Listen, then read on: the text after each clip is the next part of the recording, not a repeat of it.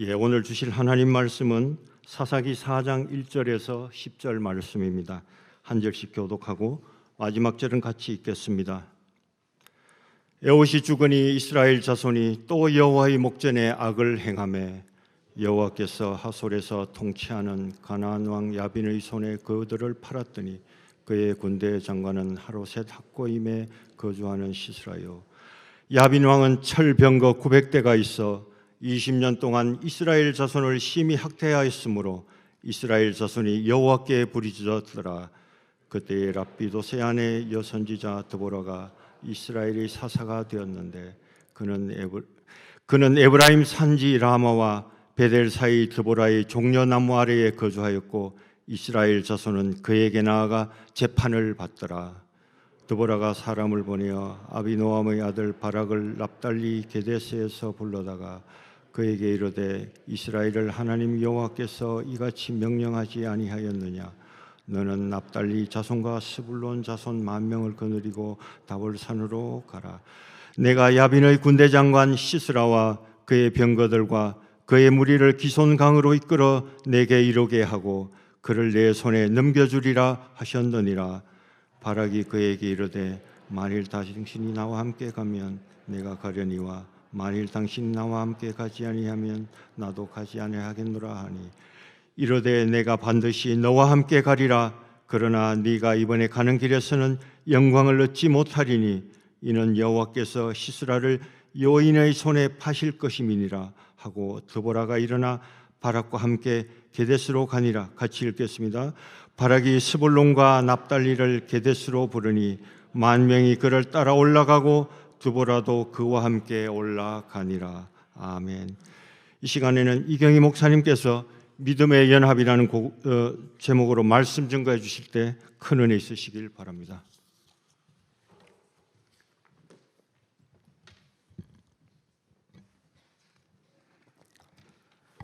샬롬. 성도님들이 잘 아시다시피 드보라는 여성 중에 유일한 사사 중에 유일한 여성입니다. 에웃이 왼손잡이였고 삼갈이 이방이었던 것이 좀 특이했다고 본다면 바로 이 드보라는 여성이라는 점이 의외입니다. 에훗과 삼갈과 이 드보라의 이 공통점은 바로 그 당시의 관점에서는 아주 특이한 편견과 차별을 받았던 그런 그 비주류들이었습니다. 그럼에도 불구하고 오늘 본문 4절에 보면 드보라는 사사였을 뿐만 아니라 선지자, 여선지자로 소개되고 있습니다. 성경에 기록된 선지자들 40여 명 중에 여선지자는 4명에 불과합니다. 하나님께서 구원의 역사를 이루는 과정에서 바로 세상의 기준으로 봤을 때는 그런 의외로 여겨지는 사람들을 통해서 당신의 주권과 능력을 나타내는 것입니다. 그런데 사사기 4장, 5장에는 바로 드보라뿐만 아니라 바락과 야엘이 함께 등장해서 서로 협력하는 모습을 보여주고 있습니다. 그래서 학자들은 사사는 드보라이지만은 바로 바락과 야엘은 부사사로 부르기도 합니다. 이들 셋을 3인조 결사대라고 부르기도 합니다. 이 세 사람은 부르심도 달랐고 믿음의 정도도 달랐고 생각하는 것이나 또 성격도 다르고 배경도 다르고 처한 상황도 각각 달랐지만 이스라엘 공동체의 승리를 위해서 믿음으로 연합하는 모습을 보여주고 있습니다. 우리가 너무나 잘 아는 전도서 4장 9절 11절 말씀 같이 읽겠습니다. 두 사람이 한 사람보다 나으면 그들이 수고함으로 좋은 상을 얻을 것임이라. 한 사람이면 패하겠거니와 두 사람이면 맞설 수 있나니 세 겹줄은 쉽게 끊어지지 아니하느니라. 우리의 삶의 현장은 치열한 영적 전투의 장이라고 할 수 있을 것입니다. 그런데 우리가 이 영적 전투에서 승리할 수 있는 비결은 바로 믿음 안에서 연합하는 것입니다. 우리가 그리스도의 군사로 부름 받아서 이 땅에서 살아가는 동안에 승리하는 삶을 누리기 위해서는 바로 우리가 평생토록 훈련해야 되는 것이 바로 믿음 안에서의 연합, 팀워크인 것입니다. 먼저 드보라와 야엘과 드보라와 바락과 야엘이 속했던 그 이스라엘 공동체 상황이 어땠는지 살펴보겠습니다. 우리가 아까 읽었지만 다시 한번 같이 읽겠습니다. 1절부터 3절입니다.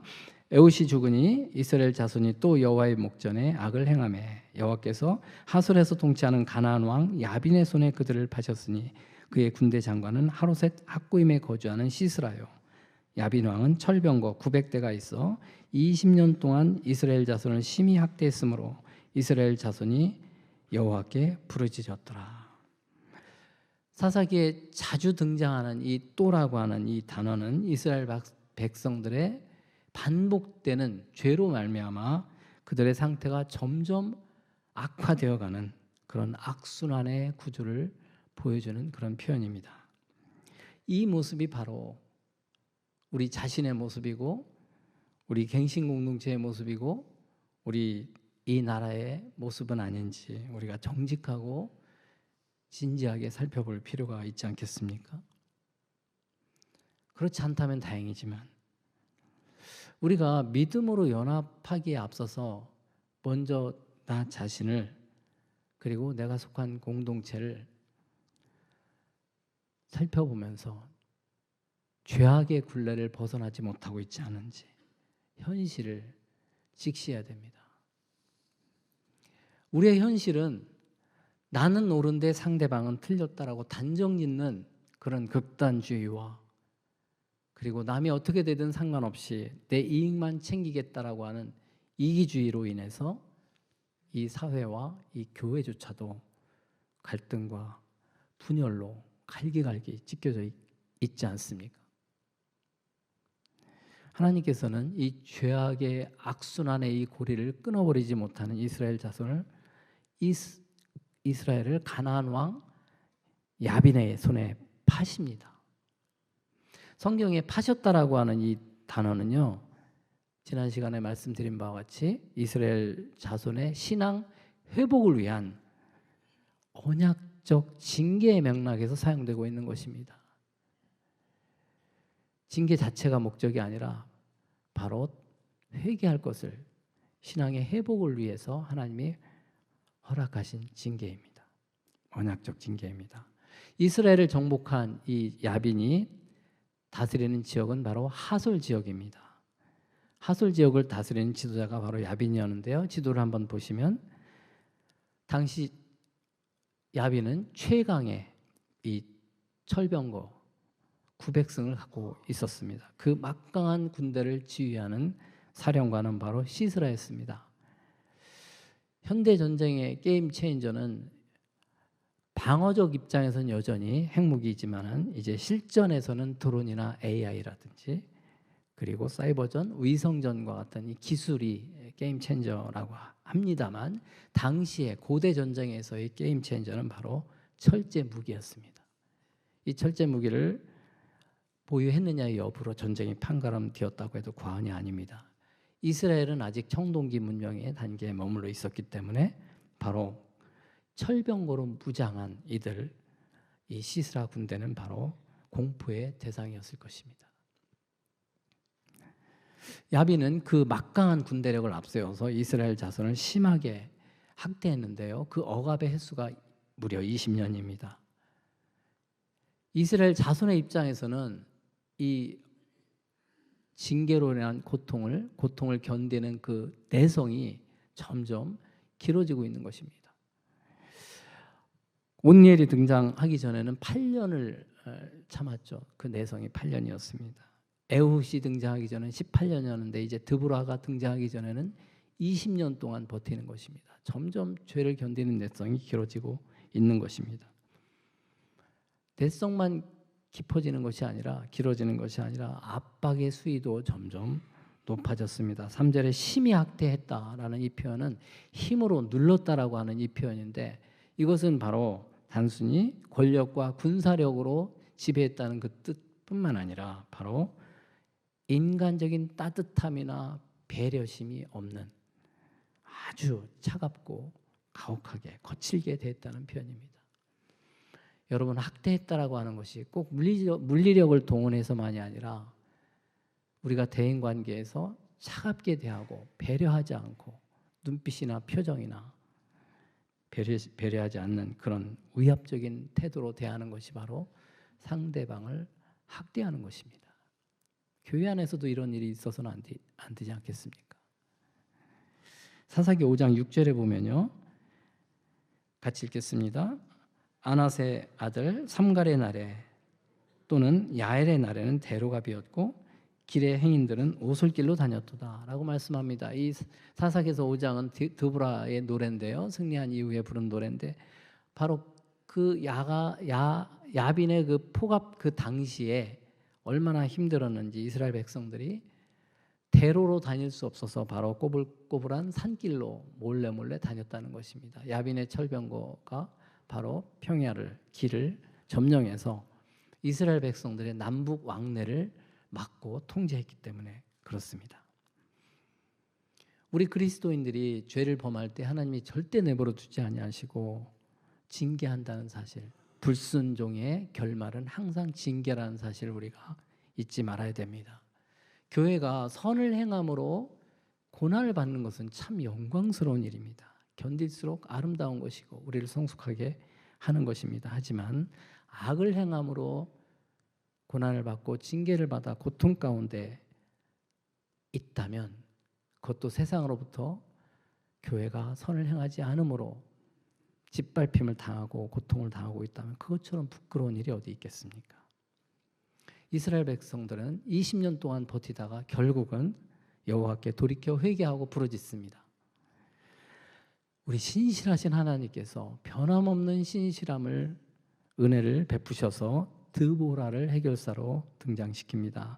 4절 5절 말씀 다시 한번 같이 읽겠습니다. 그때 라피돗의 아내 여선지자 드보라가 이스라엘의 사사가 되었는데 그는 에브라임 산지 라마와 베델 사이 드보라의 종려나무 아래에 거주하였고 이스라엘 자손은 그에게 나아가 재판을 받더라.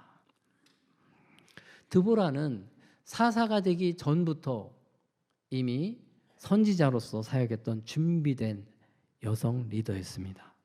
그리고 드보라를 라피돗의 아내라고 말씀하고 있는데, 라피돗은 등불, 횃불 이런 뜻입니다.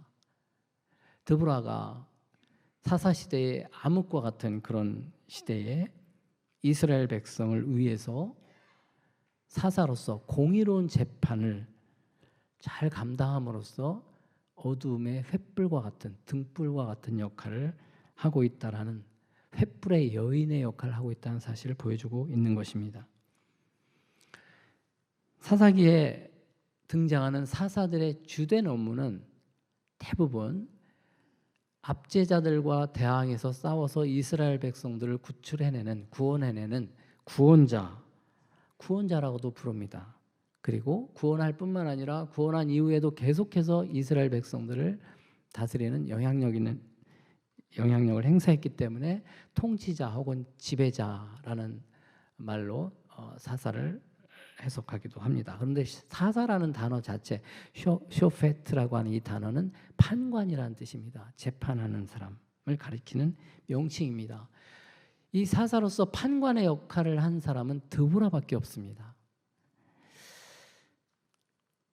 근데 그 판관의 기준이 뭐였을까요? 이 판결의 기준이 무엇이었겠습니까? 바로 율법이었습니다. 드보라는 율법, 하나님의 말씀을 기준으로 공의로운 판결을 내렸습니다. 5절에 재판을 받더라라고 하는 이 단어가 미시파트입니다. 미시파트는 바로 공의로운 판결을 의미하는 단어입니다. 드보라는 바로 율법을 기준으로 옳고 그름을, 백성들의 옳고 그름을 판단하는 그런 일을 했다는 것입니다. 사사시대에 원래 이 역할을 해야 될 사람은 바로 레위인이었는데 레위인이 아닌 바로 드보라가 이 역할을 하고 있는 것입니다. 드보라는 선지자였기 때문에 율법의 정확한 의미를 알고 율법의 정신에 입각해서 그 당시 이스라엘 백성들의 여러 가지 문제들을 판결하는 일을 잘 감당했을 것입니다. 사랑하는 성도 여러분, 오늘날 우리 시대는 사사시대와 다를 바 없는 시대 아니겠습니까? 영적으로 보면 물질적으로는 풍부하고 잘 사는 것처럼 보이지만 영적으로는 말씀이 풍부해 보이지만 어두운 시대를 우리가 살아가고 있을 때 결국 횃불과 같은 역할을 하는 것은 하나님의 말씀 아니겠습니까? 저와 여러분이 이 드보라처럼 이 어두운 영적 암흑기와 같은 이 시대에 횃불의 여인인 드보라처럼 하나님의 말씀을 통해서 이 말씀의 횃불을 번쩍 들어서 이 나라와 교회가 공의를 회복하는 일에 앞장서야 되지 않겠습니까? 그런데요, 5절에서 우리가 또 주목해야 될 내용이 있습니다. 그것은 드보라가 재판을 행했던 장소입니다. 드보라가 재판을 행했던 장소를 에브라임 산지 라마와 베델 사이 드보라의 종려나무 아래라고 말씀하고 있습니다. 그런데요, 창세기 35장 8절에 보면 사사 드보라와 동명이인인 바로 리브가의 유모 드보라가 죽어서 장사 지낸 곳이 바로 베델 아래 상수리 나무 밑이라고 말씀하고 있습니다. 리브가의 유모면 야곱의 입장에서는 자기 어머니 리브가를 길렀던 그 유모가 죽었는데 어머니 못지않게 당시에 슬퍼하고 애통해하면서 묻었던 곳이 바로 베델에 있는 상수리 나무 밑이라고 말씀하고 있습니다. 그리고 알론 바굿이라고 불렀는데 알론 바굿이라는 것은 바로 통곡의 상수리 나무 그런 뜻입니다. 슬픔의 상수리 나무 이런 뜻입니다. 얼마나 슬펐으면 그런 이름을 지으면서 자기 어머니를 양육했던 그 유모 리브가의 무덤 이름을 그렇게 불렀겠습니까? 야곱뿐만 아니라 이스라엘 백성들에게 있어서는 바로 이 무덤이 바로 슬픔의 그런 장소였습니다. 통곡의 장소였습니다. 그런데 이 베델에 있는 똑같은 장소는 아니지만 이 베델에 있는 또 다른 장소 상수리 나무가 아니라 종려나무 아래에서 바로 드보라가 무엇을 하냐면 재판을 하고 있는 것입니다. 고대 근동에서 상수리 나무는 바로 애도와 신탁과 죽음을 상징하는 것이었다면 이 종려나무는 바로 장수와 번영, 공의와 부활을 상징하는 것이었습니다. 하나님께서 왜 드보라로 하여금 이 역사적인 장소, 이 슬픔의 장소, 통곡의 이 장소 옆에 이 종려나무 아래에서 드보라로 하여금 이 재판을 수행하게 했겠습니까? 이스라엘 백성들이 더 이상 슬퍼하지 말고 고통 속에 있지 말고 바로 공의를 행함으로 주님 율법대로 바르게 행함으로 하나님이 주시는 번영과 축복을 누리기를 원하셨기 때문에 드보라를 이곳에서 재판관으로 삼으신 것입니다. 이 역할을 레위인들이 했어야 되는데 레위인이 타락했고 지파들이 각기 제각기 소견에 오른 대로 행했던 그 시절에 하나님은 바로 드보라를 통해서 드보라는 레위 지파도 아닌 에브라임 지파입니다. 그리고 여성입니다. 이 여성 드보라를 통해서 이스라엘 공동체의 회복을 위해서 공의를 행하고 있는 것입니다. 사랑하는 성도 여러분, 지금 사랑의 교회 이 강남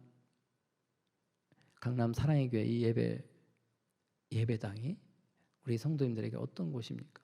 야곱이 하나님을 만났던 하나님의 임재를 경험했던 베델과 같은 곳 아닙니까? 근데 이 베델과 같은 곳에서 여전히 상수리 나무 아래에서 슬퍼하고 고통스럽게 지내고 있지 않습니까?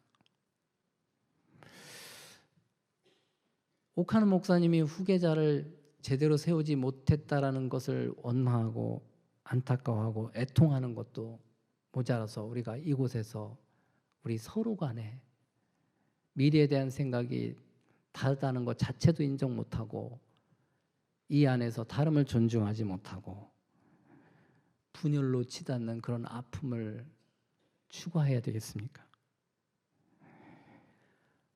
하나님께서 원하시는 것은 우리가 슬픔과 애통 가운데 머무는 것이 아니라 바로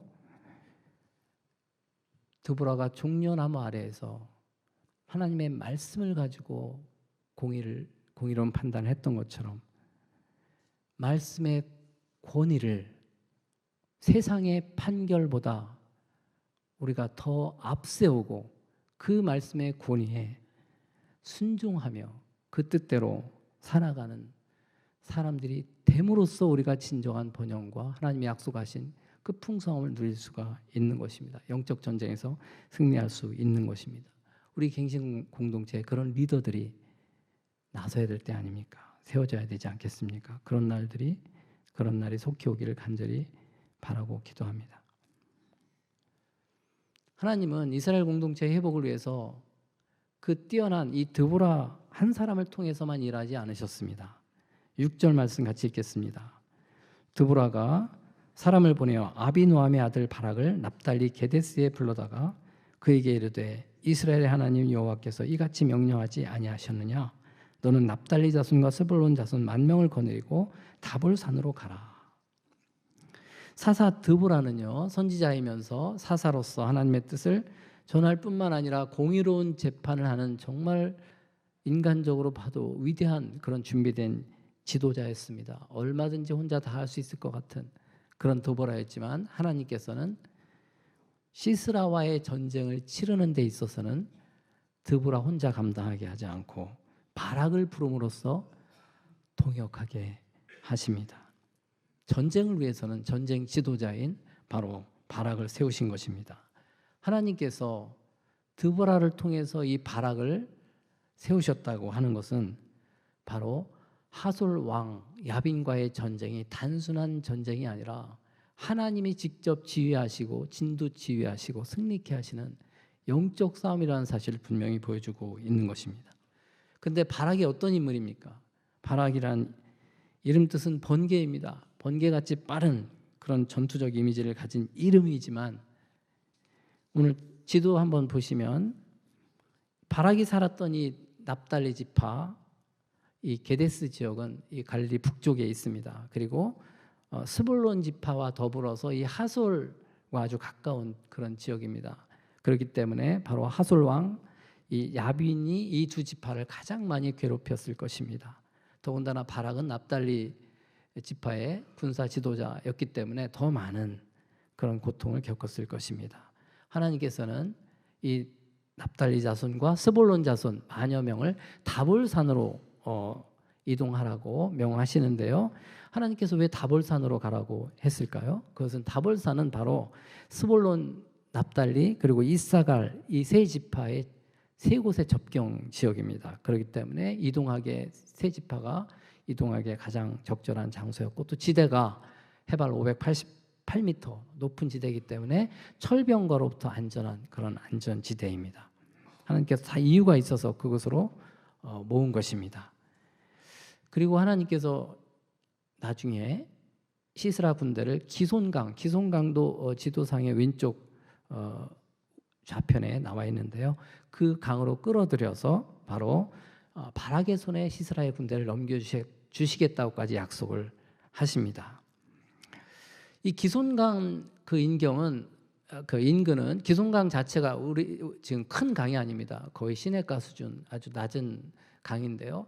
그 주변은 평야인데 범람에 취약한 지역입니다. 그래서 비가 많이 오면 범람에서 질퍽거리는 그런 땅입니다. 그래서 이 철병거가 건기에는 활동을 할 수 있어도 우기에는 활동할 수 없는 지역입니다.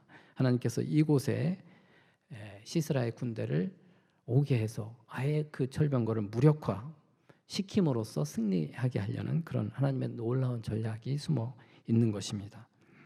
그래서 사사기 5장 21절에 보면 실제로 그 하나님께서 천둥과 폭우와 같은 이런 자연을 통해서 이스라엘로 하여금 승리하게 하셨다라는 것을 암시하는 구절이 있습니다.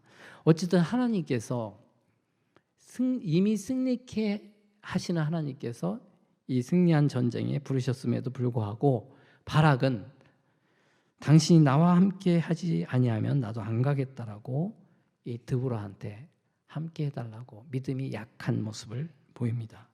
8절 말씀 한번 같이 읽겠습니다. 바락이 그에게 이르되 만일 당신이 나와 함께 가면 내가 가려니와 만일 당신이 나와 함께 가지 아니하면 나도 가지 아니하겠노라 하니.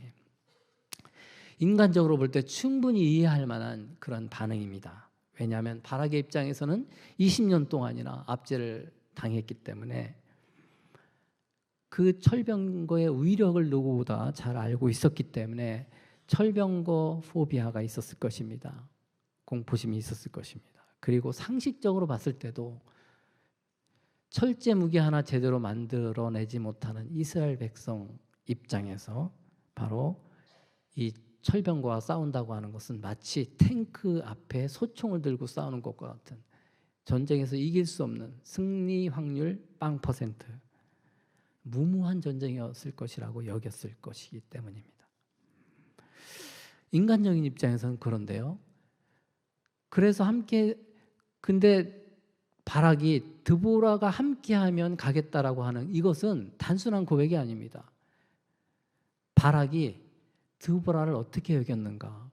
법궤와 같은, 하나님의 임재를 상징하는 법궤와 같이 드보라를 여기고, 하나님과 함께 하시는 드보라, 그렇다면 하나님과 함께 하신다면 내가 전쟁에 나가겠습니다 라고 하는 그런 믿음의 그런 표현인 것입니다.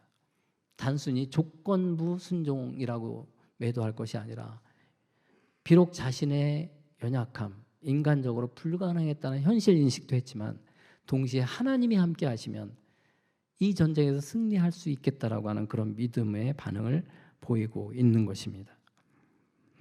그래서 이 바락이요, 히브리서 11장에 보면, 믿음의 영웅장이라고 불리우는 11장에 보면 바락이 바로 기드온, 삼손, 입다와 같은 그런 사사들과 함께 믿음의 선진들의 반열에 오릅니다. 사랑하는 성도 여러분, 저와 여러분이 보실 때 도저히 인간적으로 극복할 수 없을 것 같은 그런 어떤 절망적인 상황에 처해 있을 때가 있지 않습니까? 지금이 혹시 그런 상황 아닙니까? 갱신 공동체, 이 나라의 상황이 아무리 봐도 희망이 없어 보이는, 그래서 영적인 패배의식에 사로잡혀서 포기하고 있지 않습니까? 절망하고 있지 않습니까? 그렇지만요, 아무리 최악의 상황이라도 인간적인 한계를 느끼면서도 동시에 하나님이 함께 하시면, 그리고 하나님께서 나로 하여금 순종하게 하시는 그 일이 무엇인지를 나에게 말씀하고 있다면 그 말씀에 순종하는 것이 진정한 바락과 같은 그런 믿음의 순종인 것입니다. 하나님이 함께 하시면 제가 순종해 보겠습니다. 감당해 보겠습니다. 이 믿음의 한 걸음을 내딛는 저와 여러분 되시기를 축원합니다. 그런데 디보라는 바락의 이러한 겉으로 보기에 조건부적인 그런 믿음의 이 순종을 그렇게 책망하지 않고 바락의 이러한 겨자씨와 같은 이러한 믿음을 인정하고 수용하고 그와 동행을 합니다. 9절 10절 말씀 같이 읽겠습니다. 이르되 내가 반드시 너와 함께 가리라. 그러나 내가 이번에 가는 길에서는 영광을 얻지 못하리니 이는 여호와께서 시스라를 여인의 손에 파실 것임이라 하고 드보라가 일어나 바락과 함께 게데스로 가니라. 여기까지만 읽겠습니다. 드보라가 바락과 함께 가지만 바로 이번 길에는 영광을 얻지 못하리니 이는 여호와께서 시스라를 여인의 손에 파실 것임이라. 이렇게 말하고 하는 것은 어쩌면 바락의 입장에서는 바로 드보라를, 이 여인이 바로 드보라가 아닐까 이렇게 생각을 했을 것입니다. 그렇지만 이 전쟁을 마무리 짓는, 시스라를 죽임으로써 마무리 짓는 사람은 바로 야엘입니다. 이방 여인 야엘입니다. 야엘의 활약상에 대해서는요, 오늘 본문 사사기 4장 17절 그 뒤에 이어지는 17절 이하에 자세히 기록되어 있는데요. 자세히 살펴보지는 않겠습니다. 그냥 읽어보시면 되는데, 이 야엘이 어떤 여인이냐면 바로 모세의 장인인 이드로의 그 후손들이 겐 족속입니다. 이 겐 사람, 즉 미디안계 혈통입니다. 이스라엘 사람도 아닌 또 여자 이방 여인을 야훼를 통해서 전쟁을 마무리 짓고 그에게 영광을 주겠다고 하는 이 사실은 아마 바락 입장에서는 상상도 못했을 것입니다. 왜냐하면 이방인은 언약 공동체 밖에 있는 사람인데 어떻게 이 전쟁에 참여해서 승리하게 할 여인인가 상상도 못했을 것입니다. 그렇지만 하나님께서 이 전쟁의 히든 카드로 바로 이방 여인을 사용하신 것입니다. 이것이 바로 하나님의 섭리고 하나님의 은혜 아니겠습니까? 우리의 뜻대로 우리의 생각대로 되어지는 것이 아니라 하나님의 전혀 예상치 않은 하나님의 은혜로 하나님의 섭리로 하나님께서 우리로 하여금 영적 전쟁에서 승리하게 하시는 것입니다. 하나님의 역사는 우리의 믿음이 불완전하고 우리의 순종이 불완전한 순종이라 할지라도 그것에 의해서 제한받는 것이 아니라 우리가 작은 믿음, 작은 순종의 한 걸음을 내디딜 때 바로 그 모든 것을 합력해서 그 작은 믿음이라도 드보라의 큰 믿음과 바락의 그 작은 믿음, 심지어 이방인의 이런 믿음을 통해서 합력해서 선을 이루셔서 영적 전쟁에 승리하게 하시는 것입니다. 야엘이 어떻게 시스라를 죽였는지를 자세히 살펴보면 정말 놀라울 지경입니다. 어쩌면 그렇게 지혜롭고 대범한지, 그리고 어떻게 그런 일을 할 수 있었을까, 그 힘이 어디에서 나온 걸까를 궁금해하지 않을 수 없을 텐데 바로 이 모세의 장인 이드로의 후손으로서 이들 겐 족속은요 광야 때부터 항상 이스라엘 따라다니면서 이스라엘 혈통적으로 이스라엘 민족이 아니었지만 옆에 따라다니면서 친하게 지냈던 어깨 너머 3년이라고 옆에서 배우고 또 신앙까지 가졌던 족속으로 보입니다. 그리고 가나안 정복 때도 같이 들어가서 유다 지파와 함께 헤브론 인근에 머물다가 나중에 하솔에 있는 북쪽으로 이동해서 살았던 것으로 보입니다. 그렇다면 야엘은 단순한 이방 여인이 아니라 그 겐 족속의 신앙의 전통을 이어받은 그런 신실한 믿음의 여인이었던 것을 짐작할 수 있을 것입니다. 그녀의 남편 헤벨은 상당히 정치적으로 아주 영민한 사람입니다. 아주 그 야빈과 이스라엘 양다리를 걸쳤던 사람입니다. 야빈과도 친하게 지냈던 사람입니다. 그런 정치적으로 동맹을 맺었던 그 남편을 두고 있었던 그 야엘은 남편의 이런 것에 휘둘리지 않고 정치적인 그런 동맹에 휘둘리지 않고 오히려 중심에 하나님을 진심으로 믿는 하나님의 뜻대로 살아가는 그런 아주 신실한 주부였다는 사실을 짐작할 수 있습니다. 하나님께서는 하나님의 일을 하실 때 이러한 사람을 통해서 마음의 중심에 흔들림 없이 좌로나 우로나 치우치지 않고 환경에 휘둘리지 않고 오직 하나님의 말씀을 기준으로 살아가는 그런 사람들을 통해서 일하시는 것입니다. 그래서 야엘을 사사기서 5장 24절에 이렇게 드보라의 노래에 이렇게 표현합니다. 같이 읽겠습니다.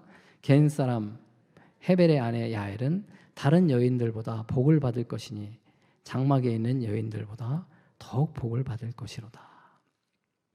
야엘은 전쟁의 주인공도 아니었고 또 무기도 없는 자기 손에 있는 집안에서 일하는 도구를 가지고 시스라를 죽였던 그런 평범한 이방인 가정 주부였지만 결정적인 순간에 하나님께 귀하게 쓰임 받아서 복된 여인이라고 일컬음을 받는 여인이 된 것입니다.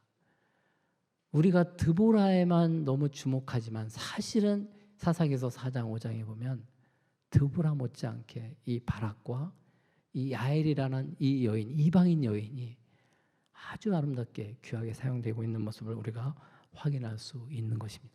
사랑하는 성도 여러분, 드보라와 이 바락과 이 야엘을 통해서 우리에게 보여주신 그것은 바로 영적 전쟁에서의 승리의 비결은 바로 이러한 믿음으로 연합하는 사람들 통해서 우리가 승리할 수 있다는 것입니다. 누가 더 강하냐, 누가 더 높으냐, 어떤 지위에 의해서, 포지션에 의해서 승리가 결정되는 것이 아니라 누가 하나님의 편에서 믿음으로 연합해서 작은 순종이라도 순종하느냐에 달려있다는 사실을 영적 전쟁의 승리의 비결은 바로 여기 있다는 사실을 분명하게 보여주고 있는 것입니다. 세상은 점점 극단주의와 이기주의로 치닫기 때문에 점점 갈기갈기 찢어져 가고 있습니다. 그렇지만 우리 갱신 공동체는 믿음으로 하나 되어서 오직 말씀을 기준으로 삼아서 그 말씀의 권위를 세상의 어떠한 권위보다 더 앞세워서 그 말씀에 순종함으로 우리가 다시 한번 우리에게 맡겨진 사명을 잘 감당하는 거룩한 그런 연합의 공동체로 거듭나시기를 간절히 소망합니다. 기도하겠습니다. 거룩하신 하나님 아버지, 오늘 말씀을 통해 믿음의 사람들은 언제나 하나님의 뜻 앞에 연합하여 순종할 때 승리하게 하신다는 사실을 다시 한번 깨닫게 하시니 감사합니다. 오늘 우리들의 삶이 혹여라도 세상의 극단주의와 이기주의에 휩쓸려서 자기만을 생각하고 하나님의 뜻과는 별개로 고집 피우며 살아가고 있다면 돌이키게 하여 주시기를 원합니다. 다시 한번 말씀을 기준으로 삼아서 공의로운 삶을 회복하게 하여 주시옵소서. 때로는 우리가 믿음이 연약한 이 바락처럼 연약하고 조건부적인 그런 순종을 할 때가 있을지라도 믿음의 걸음을 포기하지 않게 하여 주시고 우리를 이끌어 가시는, 우리의 연약한 믿음을 이끌어 가시는, 합력해서 선을 이루시는 주님의 은혜를 믿으며 순종의 발걸음을 내딛는 저희들 되게 하여 주시옵소서. 그래서 우리 갱신공동체 성도들이 믿음으로 연합해서 이 시대에 갈라지고 상처 입은 이 많은 영혼들을 품고 회복시키는 일에 쓰임받는 샬롬 공동체가 되게 하여 주시옵소서. 예수님의 이름으로 감사하며 기도드립니다. 아멘.